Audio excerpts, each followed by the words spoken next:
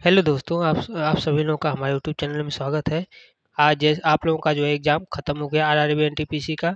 जिन लोग आज का जो शिफ्ट आज का जो भी एग्ज़ाम हुआ है इस शिफ्ट में, आज उसका हम एनालिसिस करवा रहे हैं। तो जल्दी जल्दी आप लोग देख लीजिए कि क्या क्या जो क्वेश्चन पूछे गए थे। तो पहला प्रश्न पूछा गया था कि 2019 में 1000 बच्चों पर कितनी मृत्यु दर है। तो यह क्वेश्चन जो है आप लोगों का आज के जो शिफ्ट में पूछा गया था। तो कि 2019 में 1000 बच्चों पर जो है कितनी मृत्यु दर है, तो कितनी है।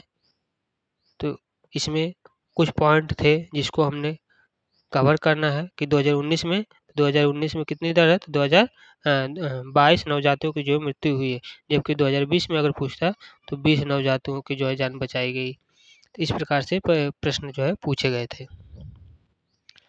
अगला प्रश्न हमसे पूछा गया था कि पेनिसिलिन का जो उपयोग किसके लिए किया जाता है। पेनिसिलिन का उपयोग जो किसके लिए किया जाता है, तो पेनिसिलिन का उपयोग कुछ प्रकार के जो बैक्टीरिया कारण होने वाले संक्रमण इलाज के लिए जो है इसका प्रयोग हम पेनिसिलिन का प्रयोग जो है करते हैं। यह जो एक वायरल संक्रमण, सर्दी, फ्लू इन सभी में काम करता है। पेनिसिलिन कई प्रकार के जीवाणु संक्रमणों पर जो काम करता है, लेकिन जीवाणु अगर प्रतिरोधी या संवेदनशील नहीं है तो उन लोगों पर जो है यह काम नहीं करता है। अगला प्रश्न हमसे पूछा गया था कि पांचवी अनुसूची किससे संबंधित है।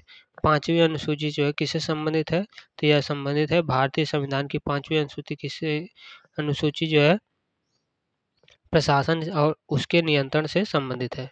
प्रशासन और उस पर जो है नियंत्रण से संबंधित आपकी है पांचवी अनुसूची, जिसमें एससी और एसटी ये सभी लोग आते हैं, उन लोगों से संबंधित है। ये सभी प्रश्न जो है बच्चे भेजे हुए हैं। तो जिन जिन लोगों का एग्ज़ाम हो चुका है उन्होंने भेजा है। आप लोग जल्दी जल्दी देख लीजिए और बताइए कि आप लोगों का जो है कितना क्वेश्चन सही हुआ है और कितने क्वेश्चन गलत हुए हैं। अगला प्रश्न पूछा गया था कि 1530 में किसकी मृत्यु के बाद शासन समाप्त हो गया था। 1530 में जो है किसकी मृत्यु के बाद शासन समाप्त हो गया था, तो यह जो है बाबर की जो मृत्यु के बाद जो है आपका शासन समाप्त हो गया था, मुगल शासन जो है समाप्त हो गया था। उसके बाबर की मृत्यु जो है कब हुई थी, तो 26 दिसंबर 1530 को जो है आगरा में हो गई थी। हुमायूं को जो है 30 दिसंबर 1530 को मुगल सिंहासन पर जो है स्थापित किया गया। तो 26 दिसंबर को बाबर की मृत्यु हो गई थी और हुमायूं को गद्दी पर कब बैठाया गया, तो 30 दिसंबर को बैठाया गया। तो यह प्रश्न जिन लोगों का सही है कमेंट में करके अपना नाम बता दीजिए। अगला प्रश्न पूछा गया कि 1555 में किसके पुत्र को हराकर वापस गद्दी पर बैठ गया था। 1555 में जो है किसके पुत्र को हराकर जो है वापस गद्दी पर बैठ गया था, तो 1555 हुमायूं ने जो है सिकंदर सूरी को जो है हराकर अपने साम्राज्य का जो है पुनः प्राप्त किया था। कौन, तो हुमायूं। तो इसका सही आंसर था, क्या था, हुमायूं था। हुमायूं ने जो लगभग 15 वर्षों तक जो है निर्वासित शासन किया था। जिन लोगों का प्रश्न वो सही था अपना नाम कमेंट में करके बताएं। अगला प्रश्न पूछा था हर घर जल योजना 2024 में कितने परसेंटेज लक्ष्य रखा गया था। हर घर जल योजना 2024 में कितने परसेंट लक्ष्य रखा गया था, तो 11.95 करोड़ 11.95 करोड़ जो है रखा गया था। जिन लोगों का यह प्रश्न सही है कमेंट में अपना नाम जरूर बताएं। अगला प्रश्न पूछा गया था सीपीयू का कार्य क्या है, यानी कि सीपीयू का जो काम क्या होता है। सीपीयू जो है एक मुख्य कार्य कंप्यूटर को चलाने वाले निर्देशों क्रियान्वित करना तथा डेटा को जो है संचालन करना, ये सीपीयू का जो है मुख्य काम होता है। जिन लोगों का यह प्रश्न सही था कमेंट में अपना नाम जरूर बताएं और देखें किन लोगों का क्वेश्चन सही होता है, किन लोगों का क्वेश्चन गलत होता है। अगला प्रश्न पूछा था मेंडलीफ ने आवर्त सारणी का कौन सा मॉडल दिया था। तो मेंडलीफ ने आवर्त सारणी का कौन सा मॉडल दिया था, तो वो मेंडलीफ ने परमाणु भार के जो है बढ़ते क्रम में तत्वों की व्यवस्था का जो है मॉडल दिया था। किसने, तो मेंडलीफ ने। तो यह क्वेश्चन जिन लोगों का सही है कमेंट करके अपना नाम जरूर बताएं कि यह हमारा सही क्वेश्चन था। अगला प्रश्न पूछा था कि 52वां मुख्य न्यायाधीश कौन है। 52वां जो है मुख्य न्यायाधीश कौन है, तो माननीय न्यायमूर्ति भूषण रामकृष्ण गवई जी को भारत के सर्वोच्च न्यायालय के 52वें मुख्य न्यायाधीश के रूप में नियुक्त किया गया। तो किनको किया गया है? तो न्यायमूर्ति भूषण रामकृष्ण गवई, इनको जो है भारत का जो है 52वां मुख्य न्यायाधीश नियुक्त किया गया है। तो यह करंट से जो है सवाल पूछा था। करंट से देखिए, देख रहे हैं ज़्यादा सवाल पूछ रहा है। अगला प्रश्न कोई भेजा है कि 57वां संविधान संशोधन सहकारी समिति कितने सालों के लिए थी? जो 57वां संविधान संशोधन था कि सहकारी समिति को संवैधानिक दर्जा और संरक्षण प्रदान करना है, यह कितने साल के लिए था? तो 2011 में इसको जो है पारित किया गया था और 2012 से जो इसको लागू करना था। तो लगभग कितने साल के लिए था? तो लगभग 1 साल के लिए यह संशोधन समिति थी। अगला प्रश्न पूछा था, महानदी की जो है लंबाई कितनी है?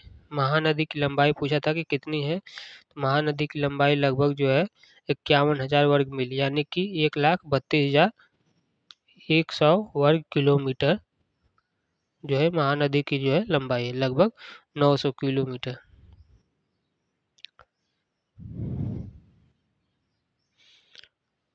अगला प्रश्न कंप्यूटर से पूछा था कि Alt प्लस F2 जो शॉर्ट की है, इसका इस्तेमाल किस लिए करते हैं? तो Alt प्लस F2 का जो कीबोर्ड का जो इस्तेमाल किस लिए करते हैं? तो इसको जो है टैली जैसे सॉफ्टवेयर में अवधि यानी कि पीरियड बदलने के लिए ये Alt प्लस F2 का प्रयोग किया जाता है। कंप्यूटर से 3 से 4 क्वेश्चन पूछ रहे हैं, आप लोग कंप्यूटर के जो है सवालों को जरूर पढ़ के जाइए। तो Alt प्लस F2 शॉर्ट की जो है किसका प्रयोग करते हैं? तो टैली जैसे सॉफ्टवेयर में अवधि यानी कि पीरियड को बदलने के लिए जो इसका प्रयोग किया जाता है। तो यह प्रश्न जिन लोगों का सही है कमेंट में अपना नाम जरूर बताएं। अगला प्रश्न हमारा पूछा था कि कौन सी नदी बंगाल की खाड़ी में गिरती है लेकिन गंगा में जो है शामिल नहीं है? वह कौन सी नदी है जो कि बंगाल की खाड़ी में गिरती है जबकि गंगा में शामिल नहीं है? यह क्वेश्चन जिन्होंने भेजा है, तो देखिए यह क्वेश्चन सही है या गलत है, हमें तो सही नहीं लग रहा था।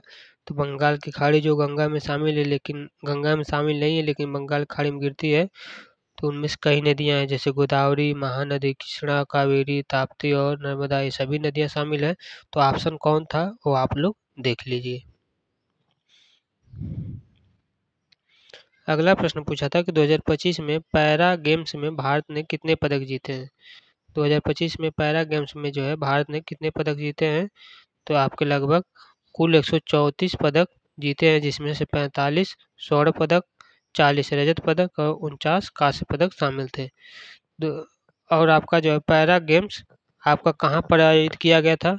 तो यह आयोजित किया गया था आपका भारत में के जो है नई दिल्ली में। तो इससे जो भी संबंधित प्रश्न थे हम बता दिए हैं। और भी क्वेश्चन पूछे गए थे लेकिन हमें जो है इतने ही क्वेश्चन बच्चों ने भेजा है, तो इतना क्वेश्चन हम लोग को इतने क्वेश्चन का जो हमने एनालिसिस करवा दिया है। अगर जो लोग नए देख रहे हैं तो हमारे चैनल को सब्सक्राइब कर दीजिए और आने वाले सभी एग्जामों को जो है एनालिसिस आप लोगों को जो है इसी यूट्यूब चैनल पर मिलता रहेगा।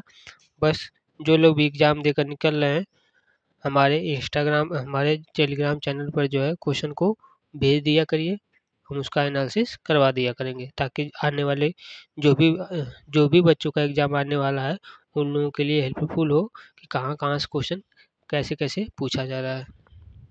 तो हमने एक पैटर्न देखा है कि कहाँ कहाँ से क्वेश्चन पूछ रहे हैं। तो कुछ क्वेश्चन को बच्चों ने बताया है कि सिंप्लीफिकेशन, मैथ में जो सिंप्लीफिकेशन होता है उससे लगभग 3 क्वेश्चन पूछे गए थे। एवरेज से आपके लगभग 2 क्वेश्चन पूछे गए थे। सीआई और एसआई से लगभग 2 क्वेश्चन पूछे गए थे। टाइम एंड वर्क से भी लगभग 2 क्वेश्चन पूछे गए थे। मेंसुरेशन से 1 क्वेश्चन पूछा गया था। आपके ऐसे ही परसेंटेज से कोई खास क्वेश्चन पूछा नहीं जा रहा है। प्रॉफिट एंड लॉस से 3 क्वेश्चन थे। स्टैटिक्स से जो भी आपके 3 क्वेश्चन थे। नंबर सिस्टम से कुछ पता नहीं चला कि किसी बच्चे ने बताया नहीं है कि नंबर सिस्टम से क्वेश्चन भी पूछे जा रहे हैं।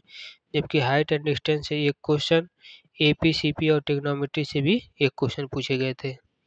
ऐसे ही क्वेश्चन पूछे जा रहे हैं। रीजनिंग में भी आपके क्वेश्चन पूछे जा रहे हैं जैसे कोडिंग डिकोडिंग हो गया, सीरीज हो गया, ब्लड रिलेशन हो गया, सीटिंग अरेंजमेंट हो गया, एलॉगी हो गया, इन सभी से आपके क्वेश्चन जो है पूछे जा रहे हैं।